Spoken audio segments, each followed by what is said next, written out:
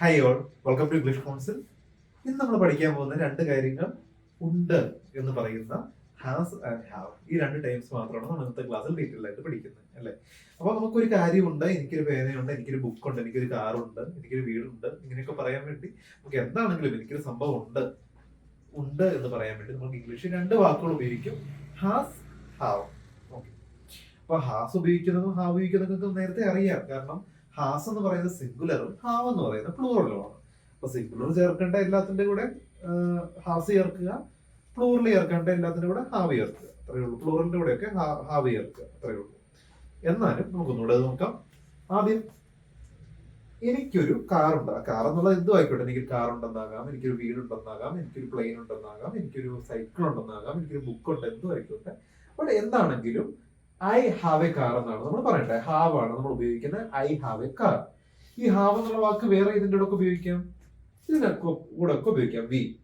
We have a car. ആകെ I U മാത്രമേ singular ആണെങ്കിൽ പോലും ഹാവ് വരുവുള്ളൂ, ബാക്കിയെല്ലാം പ്ലൂറൽ ആയിരിക്കും. ഓക്കെ, വി എന്ന് പറഞ്ഞാൽ ഞങ്ങൾക്കൊരു കാറുണ്ട്. വി ഹാവ് എ കാർ, ഞങ്ങൾക്ക് ഒരു കാറുണ്ട്.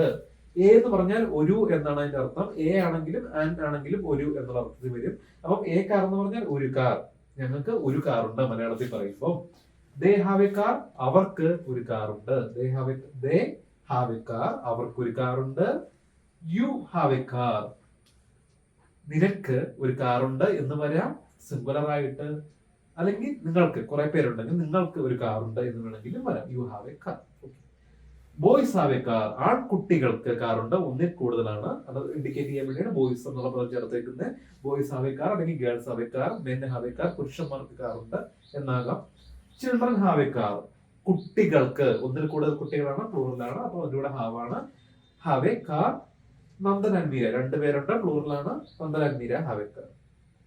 അപ്പം ഉണ്ട് എന്ന് പറയാൻ വേണ്ടിയാണ് ഹാവ് ഉപയോഗിക്കുന്നത്. എന്നാൽ ഇതിന്റെ കൂടെയൊക്കെയാണ് നമ്മൾ ഹാവ് ചേർക്കേണ്ടത്.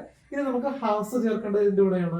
ഹാസ് ചേർക്കേണ്ടത് അവൻ, അവൾ, അത്, അല്ലെങ്കിൽ ഒരു സിംഗുലർ നാമങ്ങൾ, ഏകവചനമായ നാമങ്ങൾ വന്നാൽ അതിന്റെ കൂടെയൊക്കെ ഹാസ് ചേർക്കേണ്ടത്. അവന് ഒരു കാറുണ്ട്. അവനൊരു കാറുണ്ടെന്ന് അവൻ എന്ന് പറഞ്ഞാൽ ഹി ആണെന്ന് നമുക്കറിയാം. He has a car. അവനൊരു കാറുണ്ട്, ഹി ഹാസ് എ കാർ.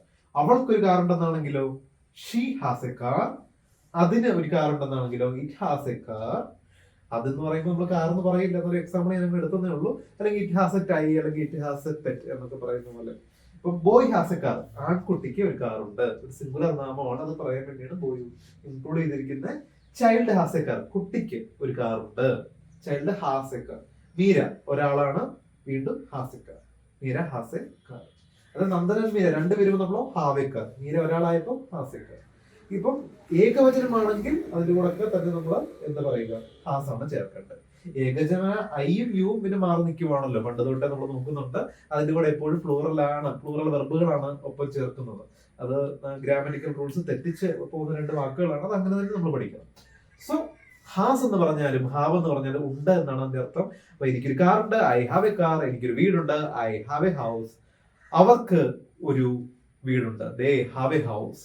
അങ്ങനെ എന്ത് പറഞ്ഞാലും, ഇപ്പം എനിക്കൊരു മോട്ടോർ സൈക്കിൾ, എനിക്കൊരു ബൈക്ക് ഉണ്ട്, I have a bike.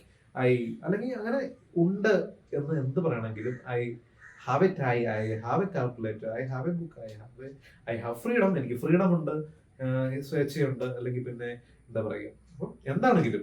So ഈ ഒരു ക്ലാസ്സിൽ നമ്മൾ ഉണ്ട് എന്ന് പറയാൻ വേണ്ടി ഹാസ് അല്ലെങ്കിൽ ഹാവ് ആണ് ഉപയോഗിക്കാൻ നമ്മൾ പഠിച്ചു. നമ്മൾ നോക്കിയതല്ല പോസിറ്റീവ് അല്ലെങ്കിൽ അഫർമേറ്റീവ് സെന്റൻസുകളാണ്, പോസിറ്റീവ് ആയിട്ടുള്ള സെന്റൻസുകളാണ്. ഇതിന്റെ നിഷേധിക്കുന്ന നെഗറ്റീവ് സെന്റൻസുകളും ചോദ്യം നിർമ്മിക്കുന്നതിനും ചെറിയ വ്യത്യാസമുണ്ട്. അത് നമുക്ക് അടുത്ത ക്ലാസ്സിൽ വളരെ ഡീറ്റെയിൽഡ് ആയിട്ട് പഠിക്കാം. So see you in the next class. Till then by.